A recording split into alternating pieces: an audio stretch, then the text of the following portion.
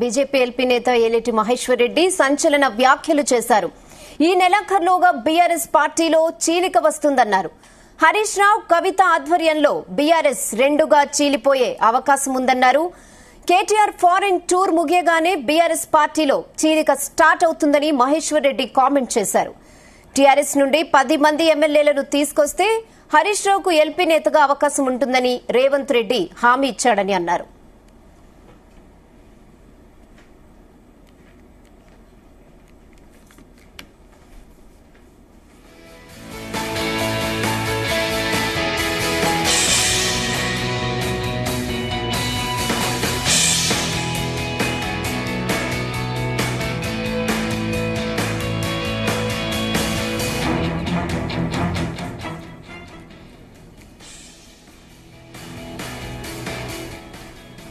BJP LP నేత ఏలేటి మహేశ్వర్ రెడ్డి సంచలన comments చేశారు. ఈ నెలాఖరులోగా బీఆర్ఎస్ పార్టీలో చీలిక వస్తుందన్నారు. హరీష్ రావు, కవిత ఆధ్వర్యంలో బీఆర్ఎస్ రెండుగా చీలిపోయే అవకాశం ఉందన్నారు. కేటీఆర్ ఫారెన్ టూర్ ముగియగానే బీఆర్ఎస్ పార్టీలో చీలిక స్టార్ట్ అవుతుందని మహేశ్వర్ రెడ్డి కామెంట్ చేశారు. టీఆర్ఎస్ నుండి 10 మంది ఎమ్మెల్యేలను తీసుకొస్తే హరీష్ రావుకు ఎల్పీ నేతగా అవకాశం ఉంటుందని రేవంత్ రెడ్డి హామీ ఇచ్చాడని అన్నారు.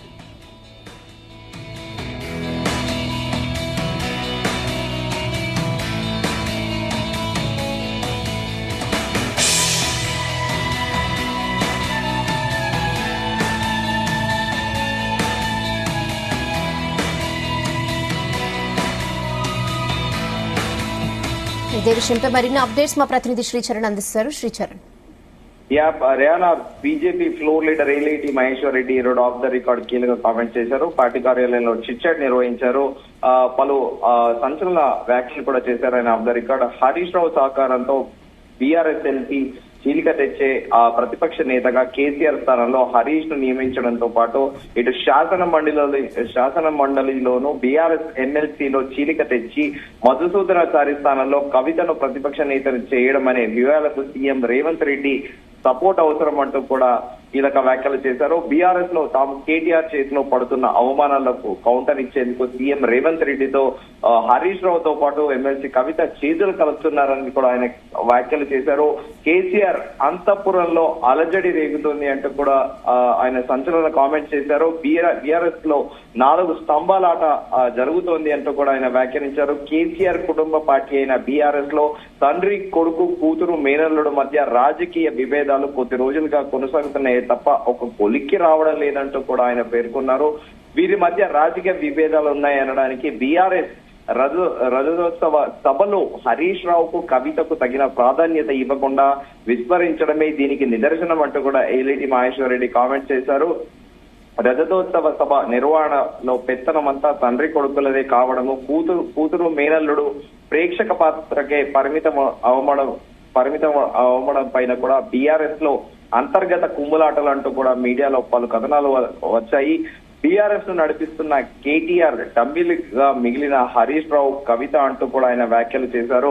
ప్రతిపక్ష నేత బీఆర్ఎస్ అధినేత అయిన కేసీఆర్ గత అసెంబ్లీ ఎన్నికల్లో ఓటమి తర్వాత అనారోగ్యంతో పాటు ఇతరత్ర కారణాల వల్ల రాజకీయంగా క్రియాశీలకంగా లేరు. పార్లమెంట్ ఎన్నికల వేళ ప్రచారం చేశారు. అంతకుముందు నల్గొండలో ఒక సభ, తాజాగా రజతోత్సవ సభలో మాట్లాడారు తప్ప అంత చురుగ్గా లేరంటూ కూడా కేసీఆర్ పైన కూడా కామెంట్ చేశారు. పార్టీ నిర్వహణ బాధ్యతలను వర్కింగ్ ప్రెసిడెంట్ అయిన కేటీఆర్ చూస్తున్నారు. స్వయంగా కేసీఆర్ పార్టీ నేతలకు కేటీఆర్ ని కలవండని చెబుతున్నారంటూ కూడా ఆయన సంచలన వ్యాఖ్యలు చేశారు. అసెంబ్లీ లోపల బయట టీఆర్ఎస్ ను కేటీఆర్ నడిపిస్తున్నారంటూ ఏలేటి మహేశ్వర్ రెడ్డి సంచలన వ్యాఖ్యలు చేశారు. దాంతో పార్టీ నేతలంతా కూడా కేటీఆర్ ని కలుస్తున్నారు తప్ప కవిత, హరీష్ రావును పట్టించుకోవడం లేదని వ్యాఖ్యానించారు ఏలేటి మహేశ్వర్ రెడ్డి.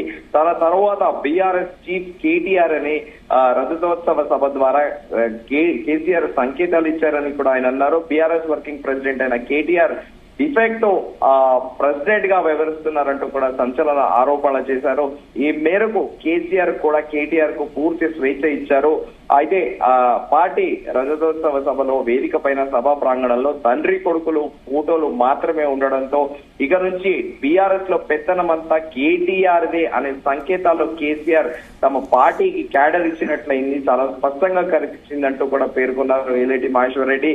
ఇలా అయితే పార్టీలో తమ పరిస్థితి ఏంటి అని హరీష్ రావు, కవితలు ఇద్దరు కేసీఆర్ ని అడిగారని కూడా ఆయన సంచలన వ్యాఖ్యలు చేశారు. ఈ నేపథ్యంలో బీఆర్ఎస్ లో అంతర్గత కుమ్ములాటలు సాగుతున్నాయని, కవిత హరీష్ రావు తీవ్ర అసంతృప్తితో ఉన్నారని మీడియాలో కథనాలు వచ్చాయి. తాను కూడా చదివానని ఏలేటి మహేశ్వర్ రెడ్డి అన్నారు. బీఆర్ఎస్ లో కవిత ఒంటరి పోరాటం, ఆమె కార్యక్రమాలలో బీఆర్ఎస్ గులాబీ శ్రేణులు ఎవరు కూడా పాల్గొనట్లేదంటూ కూడా ఆయన కీలక వ్యాఖ్యలు చేశారు.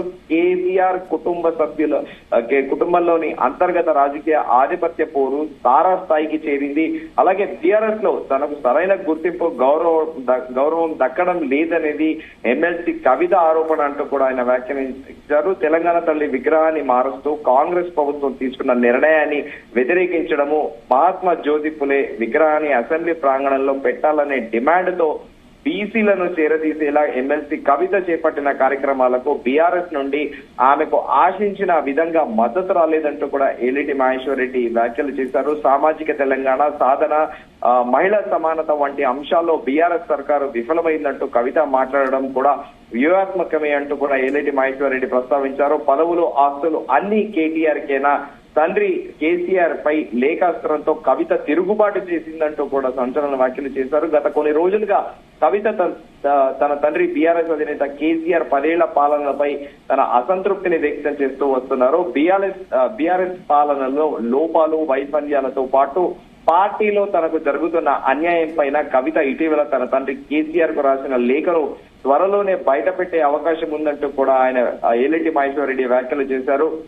ప్రత్యేక రాష్ట్ర ఉద్యమంలో తన సొంత సంస్థ తెలంగాణ జాగృతి కృషి కూడా ఉందని, ఉద్యమం కాలం నాటి వాస్తవాలను కూడా బయట పెట్టాలని కవిత అనుకుంటున్నట్లు తనకు సమాచారం ఉందని కూడా Eleti Maheshwar Reddy off the record వ్యాఖ్యానించారు. కేసీఆర్ 10 ఏళ్ల పాలనలో అవినీతి ద్వారా జమ చేసిన వేల కోట్ల సొమ్మును తన కుమారుడు కేటీఆర్ కే ఇస్తున్నారని, పదవులు, డబ్బులు అన్ని ఆయనకే ఇవ్వడంతో కవిత తిరుగుబాటు జెండా ఎగరవేయబోతున్నారంటూ కూడా ఆయన వ్యాఖ్యానించారు. తనను రాజకీయంగా అణిచివేసేందుకు అన్న కేటీఆర్ కుట్రలు చేస్తున్నారని కవిత ఆవేదన చెందుతుందని కూడా ఏలేటి మహేశ్వర్ రెడ్డి పేర్కొన్నారు.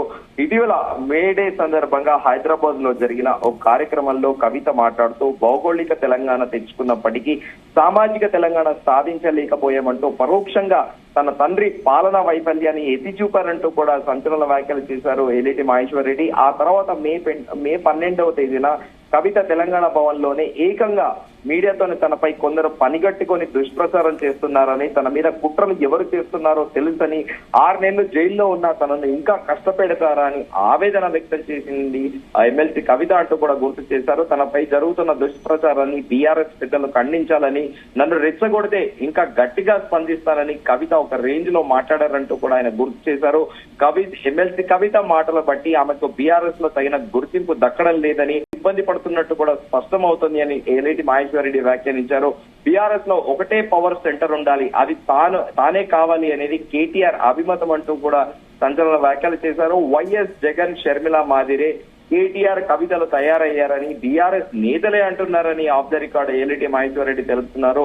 జైలు నుండి విడుదలైనప్పటి నుంచి కవిత జిల్లాల పర్యటనలు చేపట్టడం ద్వారా రాజకీయంగా మళ్లీ బలపడాలని చూస్తుంది. అయితే కవిత క్రియాశీలకం కావడం కేటీఆర్ ఇష్టం లేదని కూడా ఆయన ఏలేటి మహేశ్వర్ రెడ్డి మరో బాంబు పేల్చారు. బీఆర్ఎస్ లో ఒకటే పవర్ సెంటర్ ఉండాలి, అది తానే కావాలనేది కేటీఆర్ పట్టుదల అంటూ కూడా ఆయన వ్యాఖ్యానించారు. దీంతో పాటు ఈ మేరకు కవిత చేపట్టే కార్యక్రమాలకు బీఆర్ఎస్ నేతలు ఎవరూ వెళ్లకూడదని కేసీఆర్ తోనే కేటీఆర్ చెప్పించారనేది కూడా ప్రచారంలో ఉంది అంటూ ఆయన వ్యాఖ్యానించారు. అందుకే కవిత తన పార్టీలోని అణిచివేసే కుట్రలు జరుగుతున్నాయని ఆవేదనగా మాట్లాడిందని బీఆర్ఎస్ నేతలే అంటున్నారని ఏలేటి మహేశ్వర్ రెడ్డి వ్యాఖ్యానించారు. కేసీఆర్ నాయకత్వానికి ఓకే అన్న హరీష్ రావు తెర వెనుక కేసీఆర్ ఒత్తిడే కారణం అంటూ కూడా ఆయన పేర్కొన్నారు. తన సొంత పార్టీ బీఆర్ఎస్ పై కవిత అసంతృప్తి వ్యక్తం చేసిన మరుసటి రోజు మే 13వ తేదీనే హరీష్ రావు తెలంగాణ భవన్ లో మీడియా సమావేశంలో బీఆర్ఎస్ అధ్యక్ష బాధ్యతలు కేటీఆర్ కు అప్పగించినా తనకు అభ్యంతరం లేదని ప్రకటించారు.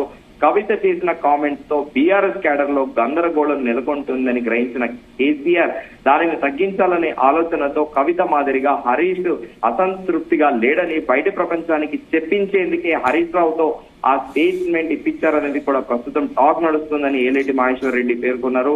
కేసీఆర్ మాట కాదనలేక హరీష్ రావు ఆ స్టేట్మెంట్ ఇచ్చారని, అందులో కేసీఆర్ తన లీడర్ అని, ఆయన తీసుకునే నిర్ణయానికి కట్టుబడి ఉంటానని, కేటీఆర్ పార్టీ అధ్యక్షుడైతే ఆయనతో కలిసి పనిచేస్తానని హరీష్ రావు చెప్పాల్సి వచ్చిందని గులాబీ శ్రేణులే అంటున్నాయని కూడా ఏలేటి మహేశ్వర్ రెడ్డి ప్రస్తావించారు. హరీష్ అండలేనిదే కేటీఆర్ బీఆర్ఎస్ ను నడపలేరా, హరీష్ ఇంటికి కేటీఆర్ వెళ్లింది సహకరించమనే కదా అంటూ కూడా ఆయన వ్యాఖ్యానించారు.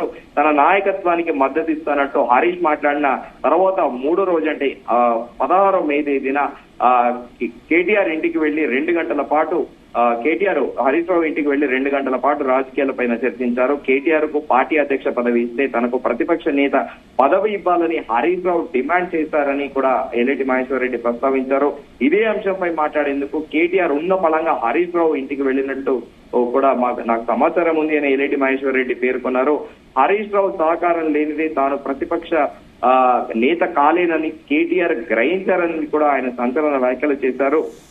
అయితే 2 పదవుల్లోనూ బీఆర్ఎస్ చీఫ్, ప్రతిపక్ష నేత కేసీఆర్ కొనసాగాలని, లేదంటే ఆ 2 పదవులను తామిద్దరికి ఇవ్వాలనేది హరీష్ రావు చెప్పిన ఫార్ములా అనేది తాను తెలిసిందంటూ కూడా ఆయన తెలిపారు. బీఆర్ఎస్ ఎంపీ చీలిక అనివార్యమా, ప్రతిపక్ష నేతగా కేసీఆర్ స్థానంలో హరీష్ రావు ఎన్నికవుతారా, ఇది సీఎం రేవంత్ రెడ్డి సపోర్ట్ అవసరమైతుంది అంటూ కూడా ఆయన పరోక్షంగా ఇటు బీఆర్ఎస్ కాంగ్రెస్ ని ఇద్దరిని అడ్రస్ చేస్తూ కూడా సంచలన వ్యాఖ్యలు చేశారు. హరీష్ రావును కాదని తాను ప్రతిపక్ష నేత పదవి తీసుకుంటే బీఆర్ఎస్ ఎల్పీలో చీలిక వస్తుందేమోనని ఆందోళన కేటీఆర్ ను వెంటాడుతుందని, ఇప్పటికే బీఆర్ఎస్ ను వీడి 10 మంది ఎమ్మెల్యేలు అధికారిక కాంగ్రెస్ పార్టీలో కూడా చేరిన విషయం తెలిసిందే. అయితే ఇప్పుడు హరీష్ రావు వెంట 13 మంది, అలాగే ఎమ్మెల్సీ కవిత వెంట 4, మొత్తం 17 మంది ఎమ్మెల్యేలు ఉన్నారని, కాంగ్రెస్ లో చేరిన వారిని కూడా కలుపుకుంటే వీరంతా కలిసి 27 మంది ఎమ్మెల్యేలు ఉంటారు. ఒక పార్టీ శాసనసభ పక్షం నుంచి 2/3 మెంబర్స్ మంది ఎమ్మెల్యేలు విడిపోయిన ప్రత్యేక గ్రూప్ గా ఏర్పడితే అప్పుడు ఎమ్మెల్యేలపై ఫిరాయింపుల నిరోధక చట్టం వర్తించదంటూ కూడా ఏలేటి మహేశ్వర్ రెడ్డి సంచలన వ్యాఖ్యలు చేశారు. బీఆర్ఎస్ కారు గుర్తుపై 39 మంది ఎమ్మెల్యేలు గెలిచారు. ఇందులో 3/200 అంటే 26 మంది బీఆర్ఎస్ ఎంపీ నుంచి విడిపోయి ప్రత్యేక వర్గంగా ఏర్పడితే అప్పుడు వీరిపై ఫిరాయింపుల నిరోధక చట్టము, అనర్హత వేటు అనేది వర్తించవంటూ ఏలేటి మహేశ్వర్ రెడ్డి పేర్కొన్నారు. అలా అటు శాసన మండలిలోనూ బీఆర్ఎస్ ఎమ్మెల్సీలో చీలిక తప్పదంటూ కూడా ఆయన వ్యాఖ్యలు చేశారు. కౌన్సిల్ లో ప్రతిపక్ష నేతగా ఎమ్మెల్సీ కవిత ఎన్నిక అవుతారా అంటూ కూడా ఆయన క్వశ్చన్ మార్క్ గా ఆయన ఒక కామెంట్ చేశారు. ఇప్పుడు కాంగ్రెస్ సర్కారు సహకారంతోనే హరీష్ రావు బీఆర్ఎస్ ఎల్పీని చీల్చి ప్రతిపక్ష నేత అవుతారనేది పొలిటికల్ టాక్ అంటూ కూడా ఏలేటి మహేశ్వర్ రెడ్డి పేర్కొన్నారు. దీంతో పాటు ఆయన మరో సెన్సేషనల్ కామెంట్ చేశారు. ఈ మేరకు సీఎం రేవంత్ రెడ్డి కూడా పూర్తిగా సహకరిస్తారంటూ ఆయన సంచలన వ్యాఖ్యలు చేశారు. అసలు తెర వెనుక వాస్తవం ఏంటంటే ఈ స్కెచ్ లో స్పీకర్ పాత్ర కీలకం, అందుకే సీఎం రేవంత్ రెడ్డి పాత్ర చాలా అవసరం అంటూ కూడా ఆయన పేర్కొన్నారు. బీఆర్ఎస్ లో హరీష్ రావును కేవలం సిద్దిపేట అసెంబ్లీ సెగ్మెంట్ కే పరిమితం చేసేలా కేటీఆర్ వివరించడంతో పాటు ఆ పరిస్థితిని సీఎం రేవంత్ రెడ్డి తనకు అనుకూలంగా మలుచుకోనున్నారంటూ కూడా సీఎం రేవంత్ రెడ్డి పైన కూడా సెన్సేషనల్ కామెంట్ చేశారు. ఇటు శాసన మండలిలో కొందరు,